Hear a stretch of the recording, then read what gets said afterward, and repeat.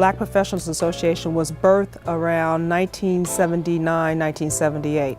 And it was the brainchild of William K. Wolfe, who was the executive director or the president CEO of the Urban League of Greater Cleveland. And it was his idea to put together a group of young professionals to come together and support the Urban League in some of its endeavors, but also to provide a huge networking context for a lot of the professionals at that time in the community. Avenues and opportunities for African Americans were probably not nearly as plentiful as they are today.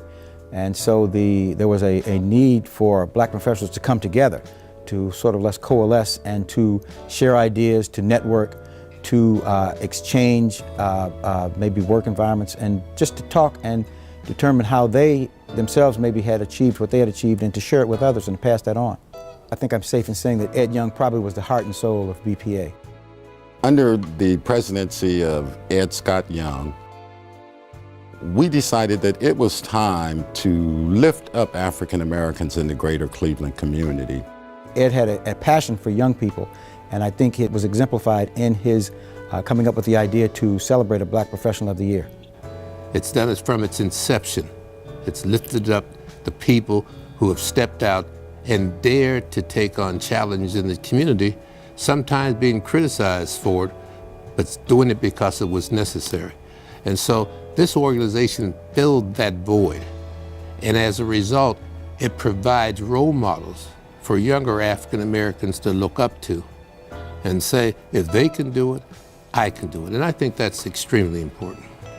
Later on down the line, what happened is that also we put together a once-a-year annual event that would honor a well-known African American in our community. We set about putting together a program to recognize Bertram Gardner for his contributions and also to use the money that we raised for scholarship for African American youth. We've given probably scholarships to over 600 students in the Northeast Ohio area. And approximately we have raised about $2.6 million. Sometimes it might have been the difference between them going to college or continuing in college. They may have reached a point where the funds had run out. And I think the scholarship funds that they received from BPA probably meant a great deal to them. When I received that scholarship from BPACF, it was right on time. I was praying and trying to figure out how I was going to continue my education.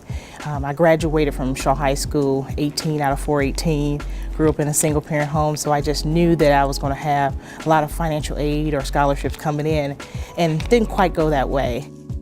It was an opportunity and a challenge. An opportunity as far as the benefits, the financial relief that it brings, and a challenge to be able to reassure the foundation that the aid they were giving was going to serve its purpose. Not only do they provide you with a scholarship, but they provide you with a professional mentor, which is something that every student should have and they should understand. On your own, there's only so far that you're going to ascend. It's necessary for someone else to reach back and help you ascend those stairs. And that's the vital importance of mentorship. Mentoring is critical. 17 years ago, I was matched up with my first mentor, Glenn Shoemate, who is now, as of today, still mentoring me. And during that time, he helped me with my professional development as well as my personal development. It's evolved. It's evolved from what it used to be to an organization that absolutely now has a concrete foundation and has become a basis for which young people in this community look for scholarships. So that's a great thing. Every now and then there's a program that looks beyond just what you are academically, beyond what you are just as a number on the paper. They look at who you are as an individual and your character and what your needs may be. Knowing there's an organization that just cares about you as a person and wants to contribute and assist you as an individual, it's invaluable. With young people, particularly a lot of young people in the African American community whose families don't have the economic resources to guarantee that they go to college, they have to know that if they work hard, if they sacrifice, that they can go on to higher education. And if the organization is making that available to them, then obviously when they complete their education, they're going to be indoctrinated with the concept and philosophy of giving back to the community. And that's what this organization is all about. And I have one of my favorite African proverbs, which says, if you want to go somewhere fast, you go alone. But if you want to go somewhere far, you go together. And it's tempting for a lot of our brilliant minds to reach for those stars that they dream of single-handedly.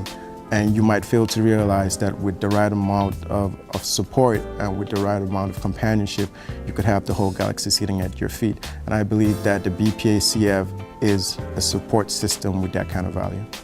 It's imperative that organizations such as BPACF or others continue to reach out to our young students, because they need to know that there are professionals that are invested in their development and that will be responsible for them becoming those professionals that in turn will reach back to the next generation of students. Education is at the heart of what we do. We will continue to invest in lives and impact futures through providing higher education opportunities. We will also collaborate with regional partners and institutional anchors to ensure that students are nationally competitive, academically, and prepared to lead in the future.